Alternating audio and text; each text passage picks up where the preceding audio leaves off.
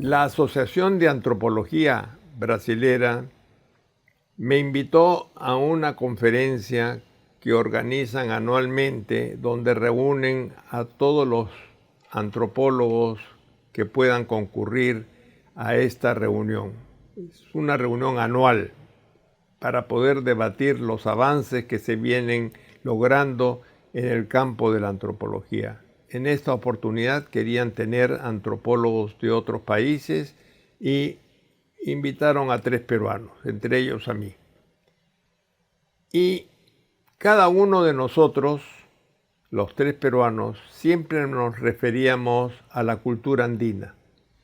Entonces, un brasilero levantó su mano y preguntó: ¿y qué cosa es lo andino, como dicen ellos? Lo andino. Esa pregunta me produjo un gran impacto, me hizo reflexionar, porque nosotros damos como un hecho ya sobreconocido qué cosa es lo andino, pero para los antropólogos brasileños, el que nosotros nos valiéramos de esta noción para poder explicar las realidades que estudiábamos era algo totalmente novedoso. Así que con este pequeño anécdota inicio la conferencia.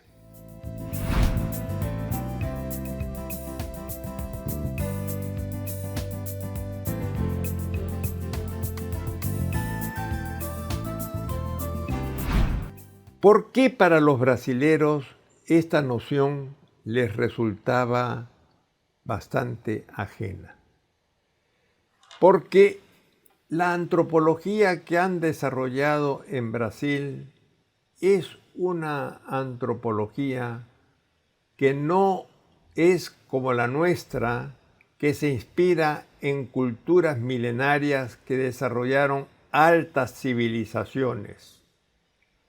Los grupos que han sido investigados por los antropólogos han sido grupos tribales del Brasil central, de distintas partes de la Amazonía del Brasil, que son sociedades de pequeña escala y las han estudiado en su tiempo contemporáneo sin hacer mayor alusión a la historia. En cambio, nosotros en el Perú no podemos dejar de lado el pasado prehispánico para poder entender a las poblaciones indígenas contemporáneas que habitan los valles interandinos y algunos valles costeños inclusive, e incluso hasta nuestros grupos amazónicos. Es decir, el pasado prehispánico de las altas civilizaciones, de la civilización inca, de la civilización tiahuanaco, de la civilización moche, todas estas grandes civilizaciones, de una u otra manera, ellos impactan en nuestro conocimiento de los grupos indígenas que conviven en la época contemporánea. Creo que algo semejante le sucede a los guatemaltecos, que tuvieron a la cultura maya, y por otro lado a los mexicanos sobre todo, que desarrollaron grandes culturas como nosotros en la parte sudamericana, como los aztecas, por ejemplo, los olmecas, etcétera, etcétera, ¿no? Grandes civilizaciones. Así que en realidad podríamos decir que las antropologías que existen en Latinoamérica se puede dividir entre las antropologías que se mueven más en un eje de contemporaneidad y las antropologías que recurren a una especialidad que se ha derivado de combinar arqueología con historia y con lingüística y antropología, que es la etnohistoria. Tanto los antropólogos mexicanos como los antropólogos peruanos hemos enfatizado la etnohistoria para poder comprender a los grupos contemporáneos de nuestra sociedad. No podemos prescindir del pasado de estas sociedades.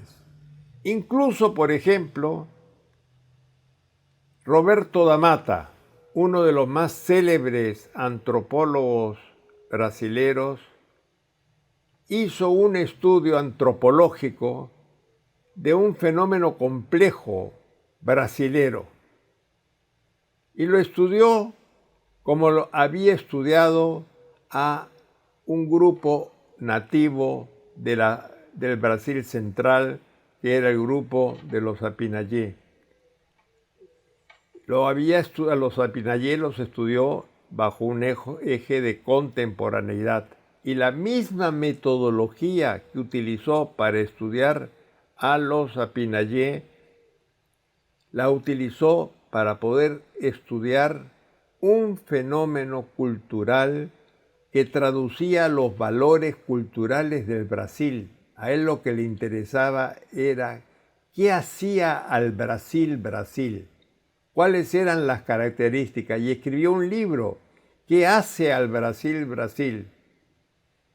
Y el punto de referencia para penetrar en este tema fue el estudio del carnaval brasilero contemporáneo.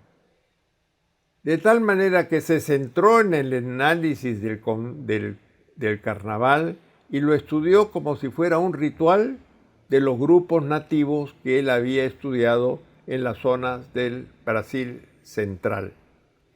Y claro, este énfasis en la contemporaneidad guarda correspondencia con tendencias políticas que han existido en el Brasil.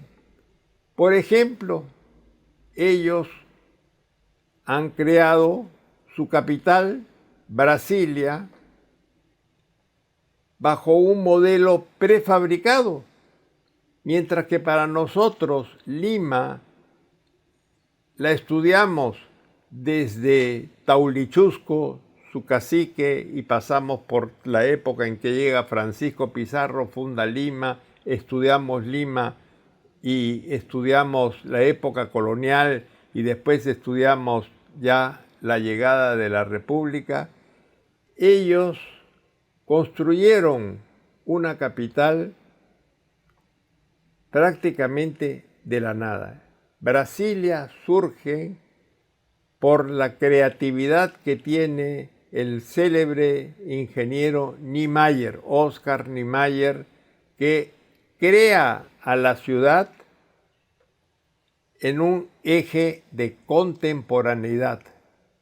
Brasilia no tiene nada que ver con el pasado, es una ciudad que se construye bajo un eje de simultaneidad.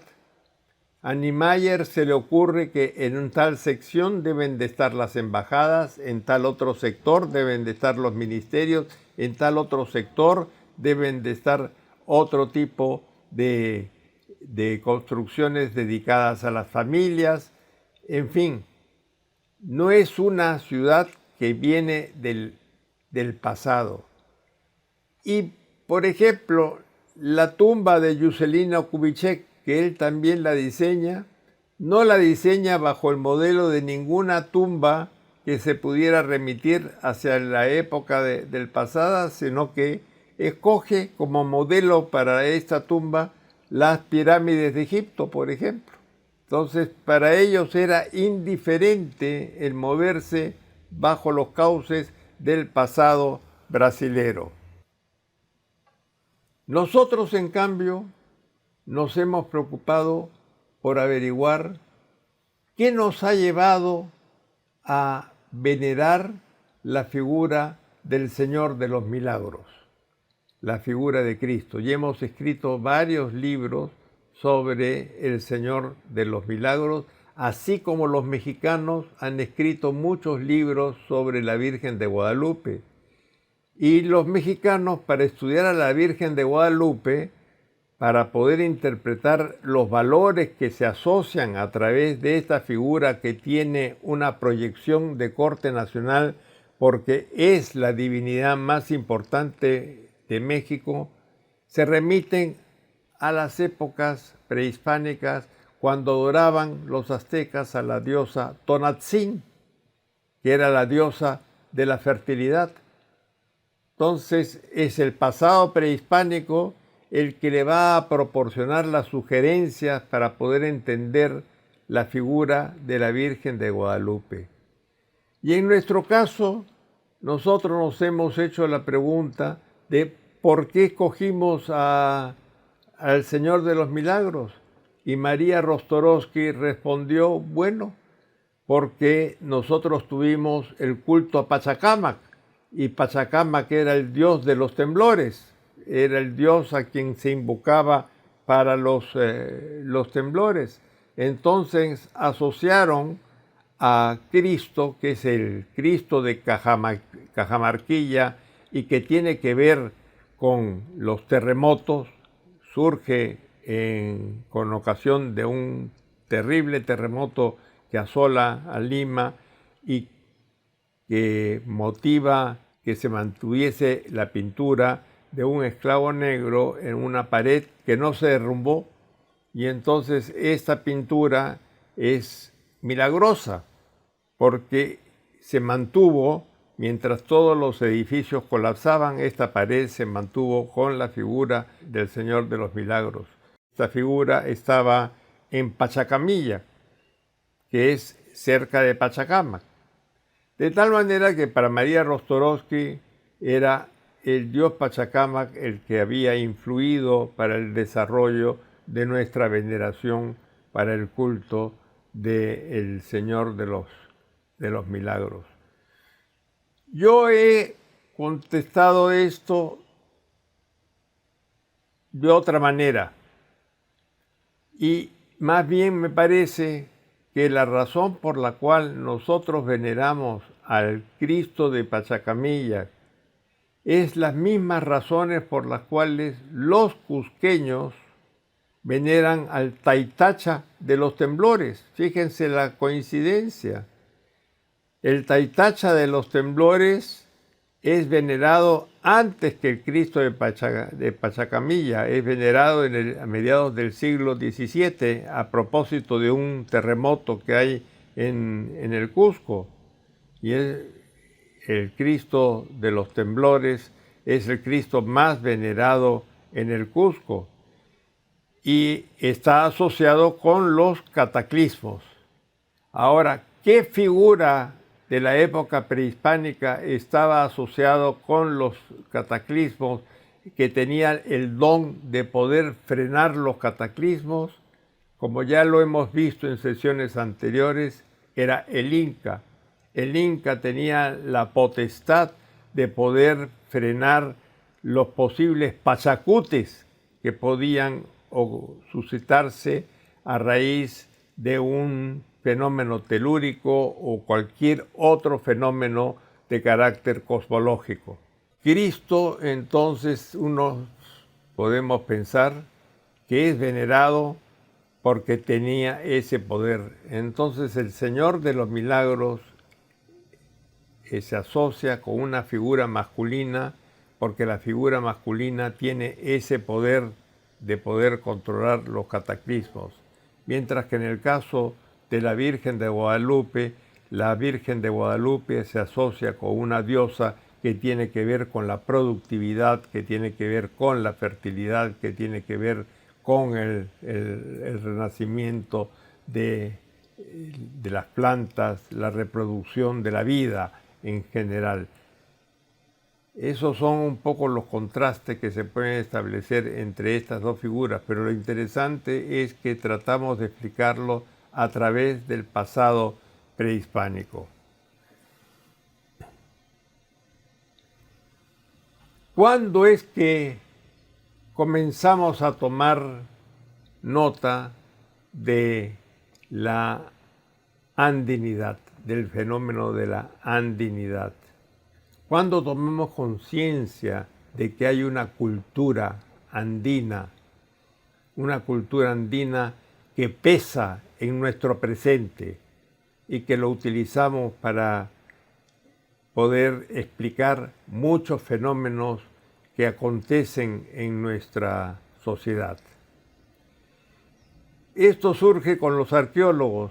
En primer lugar, Max Uhle habla acerca de una unidad de los pueblos prehispánicos, pero el que mejor nos habla acerca de este proceso de unificación del mundo andino, de un mundo que puede denominarse andino, es Julio Cetello, cuando divide el pasado en horizontes, y entonces habla de un horizonte temprano, de un horizonte medio y de un horizonte tardío. Es decir, horizontes son etapas donde se unifican una serie de características de la sociedad. Y esas características, a pesar de que existían distintas culturas, pero todas esas culturas se remitían a una misma matriz. Y claro, la que va a condensar estos distintos matices unitarios va a ser la cultura incaica. La cultura incaica es el producto del proceso de unificación que se ha venido gestándose desde los años 1000 a.C.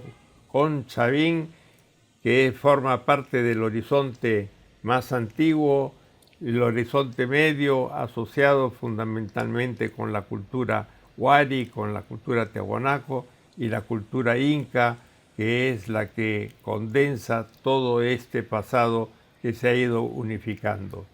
José María Arguedas, por ejemplo, nos decía: la unidad política y cultural realizada por los incas en una inmensa población y territorio diverso en lo humano y lo geográfico dio tal poder a esta unidad que su supervivencia en los siglos venideros estaba asegurada.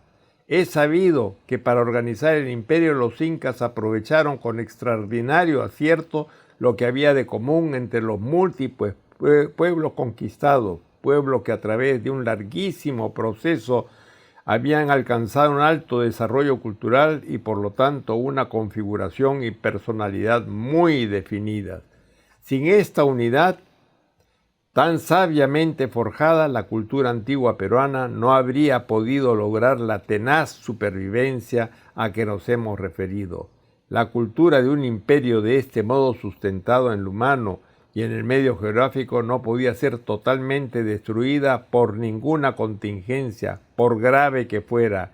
La organización administrativa del virreinato tuvo que adecuarse a la configuración del antiguo imperio. Caso semejante, aunque en menor grado, ocurrió en México. En México no se había logrado la unidad de organización social ni la unidad de cultura que realizaron los incas. Por tal causa, si bien el primer choque de los españoles contra los mexicanos fue de mayor resistencia de parte de estos últimos, el que el imperio azteca se quebró sustancialmente. En cambio, en el Perú, la rebeldía de los indios duró todo el periodo colonial. Y yo escribí un libro que se llama Ideología Mesiánica del Mundo Andino, donde demuestra cómo el mesianismo es un fenómeno que surge en el siglo XVI y que inclusive ya los elementos que lo componen están presentes en el pasado prehispánico y se va proyectando del siglo XVI, siglo XVII, siglo XVIII con Tupac Amaru, siglo XIX, siglo XX, hasta que llegamos a nuestros días y tenemos que los israelitas del nuevo pacto universal consideraban a su líder Ezequiel Atacuzi como si fuera el Inca Rey. Lo consideraban el verdadero Inca que iba a renacer de su cabeza que había sido cortada por los españoles. Así que fíjense ustedes cómo no nos va a llamar la atención la idea de la andinidad en estas continuidades que podemos observar en distintas dimensiones. Y no me fijé yo, se fijó José María Arguedas también. Y esta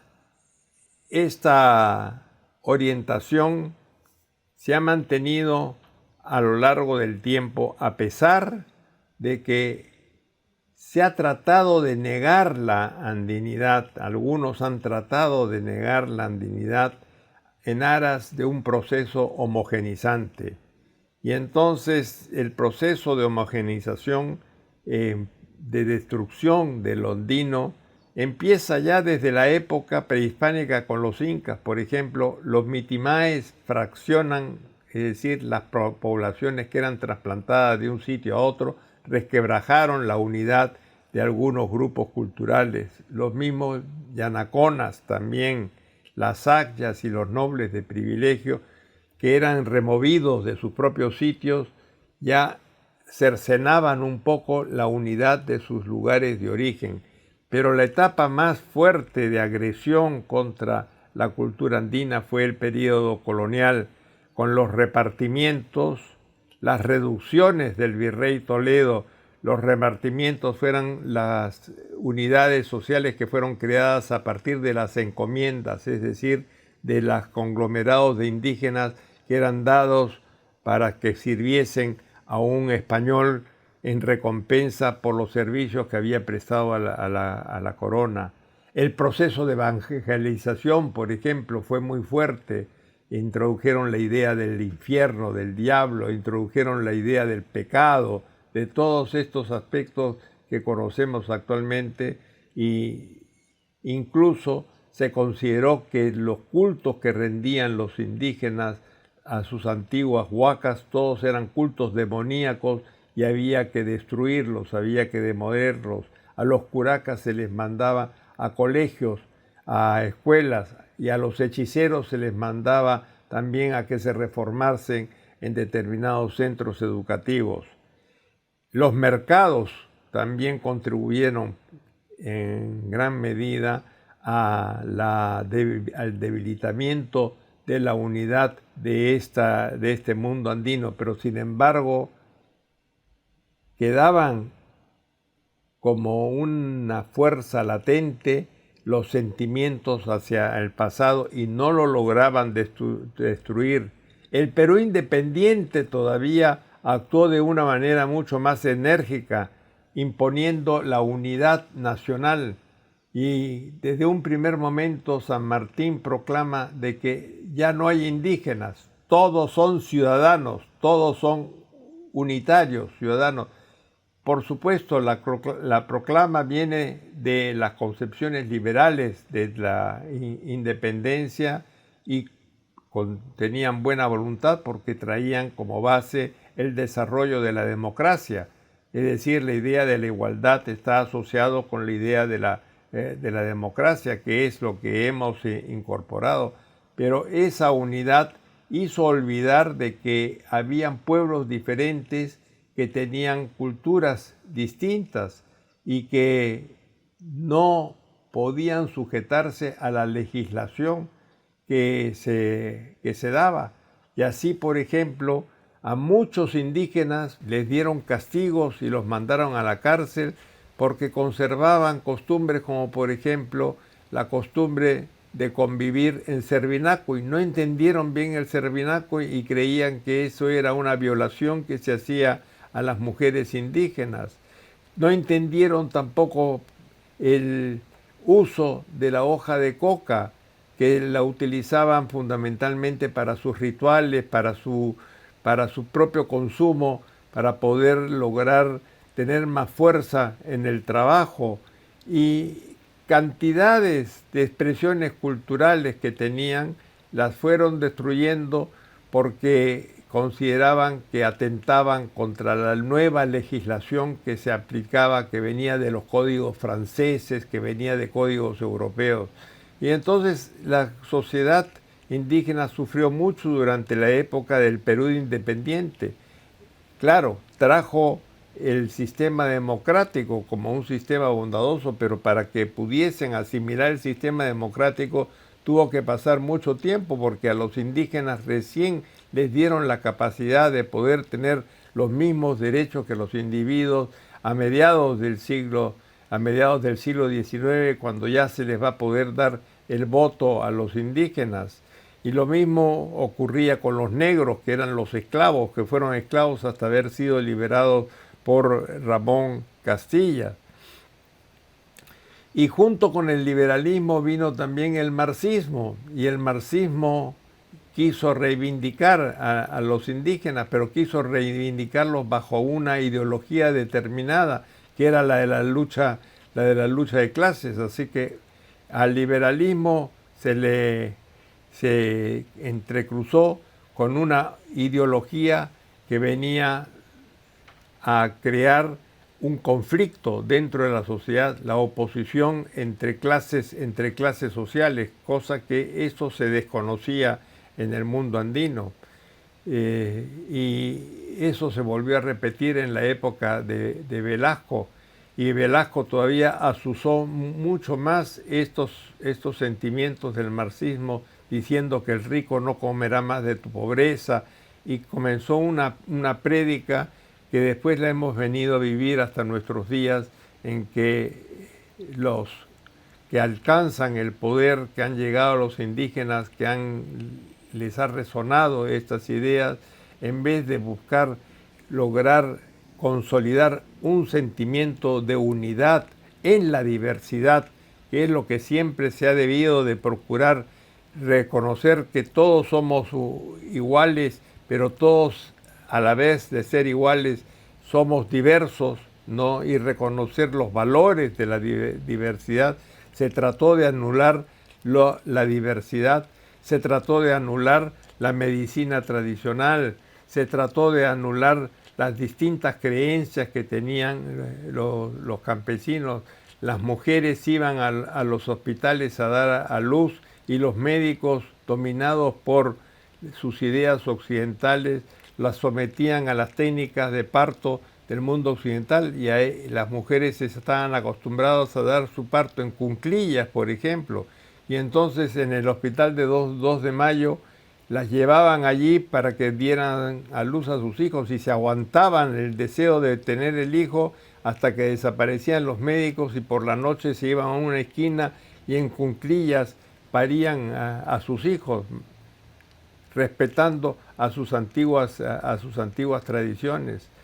Al poco tiempo ya se dieron cuenta de que era imposible imponerles las formas que existían en el mundo occidental, y se comenzó a hablar ya de una política bilingüe y bicultural, porque a los niños indígenas se les enseñaba en castellano y ellos hablaban otros lenguajes, y junto con la enseñanza que debía de ser bilingüe, enseñarles el castellano a partir de sus propias lenguas, vino la idea también de la biculturalidad, enseñarles la medicina contemporánea, pero partiendo de las bases de sus medicinas tradicionales. Entonces, los médicos tenían que pasar tiempo con los campesinos aprendiendo estas formas tradicionales para poderles traducir la medicina contemporánea. De tal manera que el proceso de homogeneización minó en gran parte esa unidad, pero la fuerza del mundo andino fue tan intensa que se ha seguido manteniendo hasta nuestros tiempos, y aunque unos han pretendido desarrollar políticas que pudieran haberlos favorecido, resulta que esas políticas no se condecían. Por ejemplo, surge Sendero Luminoso. Sendero Luminoso, ¿qué cosa es lo que hace? Quiere imponer una revolución para los más pobres, para los más desvalidos, pero resulta que los más desvalidos se rebelan contra ellos. ¿Por qué? Porque los obligaban a tener que abandonar a sus costumbres y a sus religiones, a sus cultos, a las montañas, a los apus, porque se decía que la religión era el opio del pueblo, y entonces castigaban, como los sacerdotes misioneros que vinieron en el siglo XVI y XVII, los de Sendero castigaban a los indígenas por mantener sus creencias religiosas, porque eso era el opio del pueblo. Los castigaban por tener sus mercados, sus ferias, porque las ferias decían que era una expresión del capitalismo y había que desaparecerlo. Y todo eso produjo, por ejemplo, las rebeliones en los años de 1980, 81, 82, ¿no? 83, rebeliones contra Sendero Luminoso y se crearon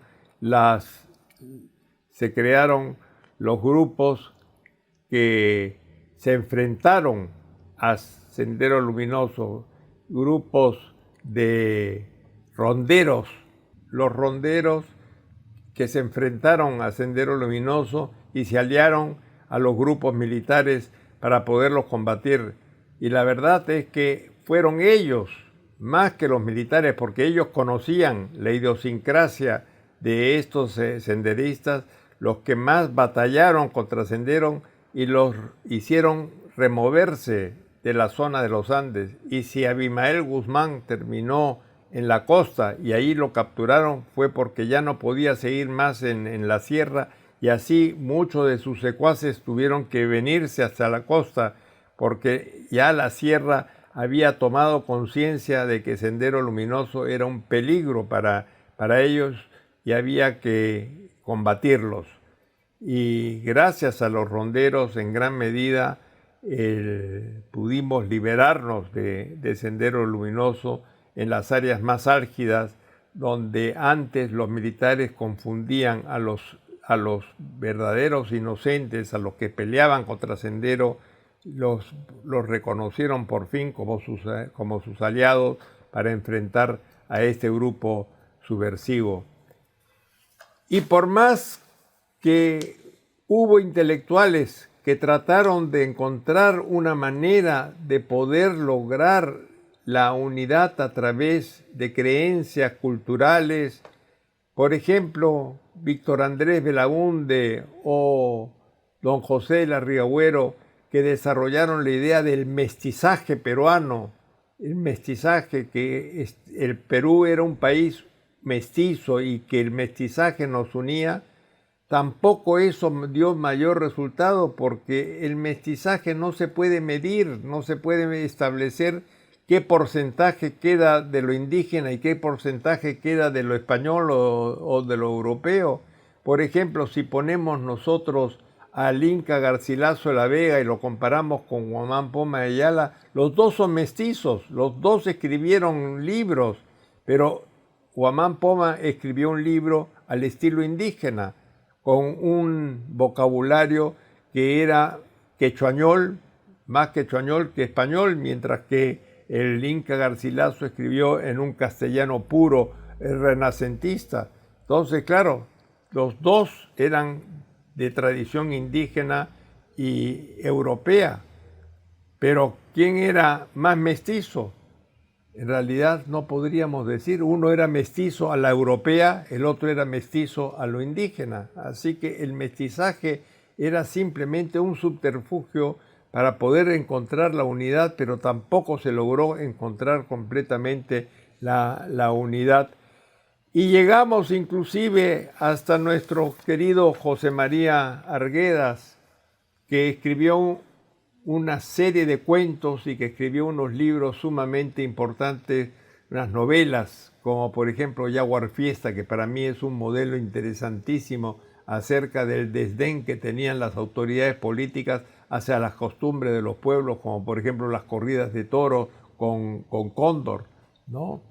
Y José María Arguedas en Yaguar Fiesta, todo gira alrededor de los que se oponen a querer mantener estas tradiciones, porque dice que causaban muerte a los indígenas, y aquellos que consideraban que era una tradición sumamente importante que realzaba los valores del mundo indígena.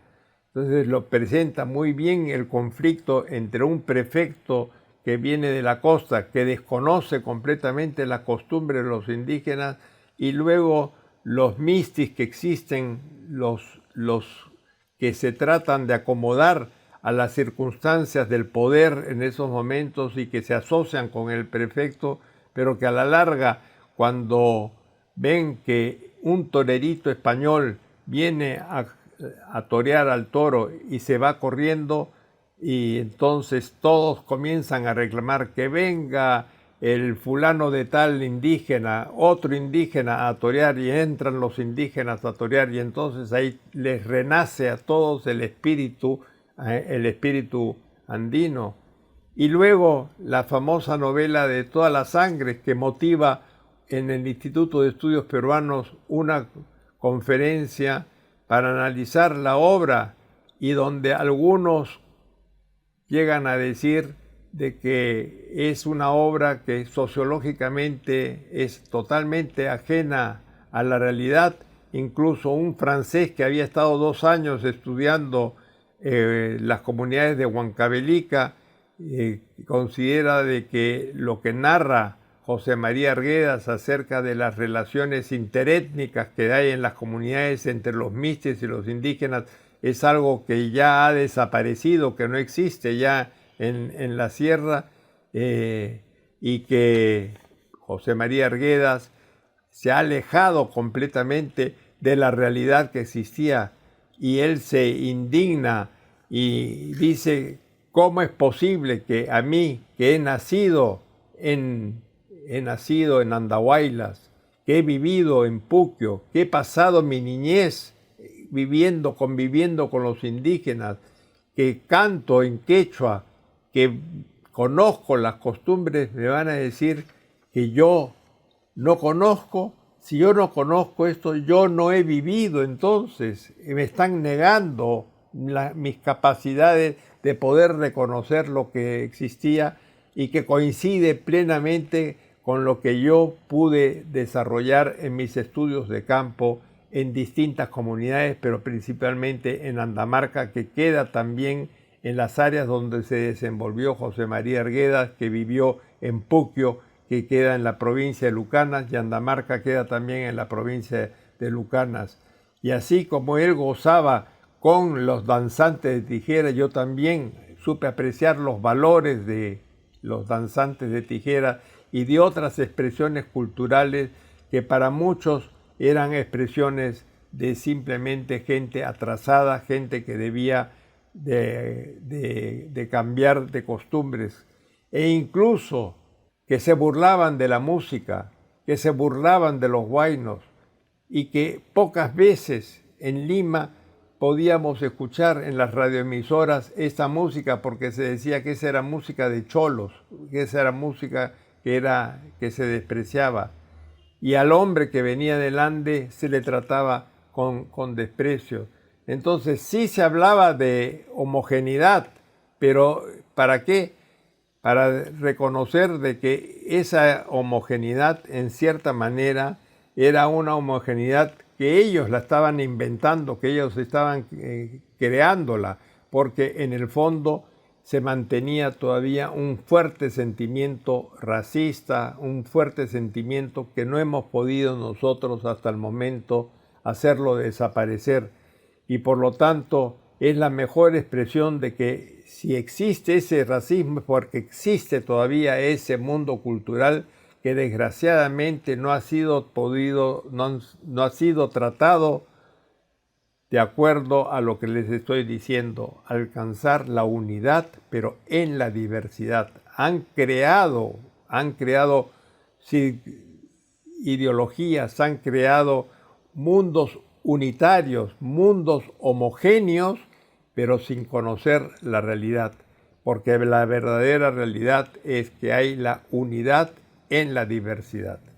Y esa diversidad es la que está empapada de estos sentimientos que vienen desde la época prehispánica, que es lo que llamamos nosotros la andinidad. Esta es la andinidad, y eso es lo que estudiamos la mayor parte de los antropólogos que trabajamos en el Perú. Muchas gracias.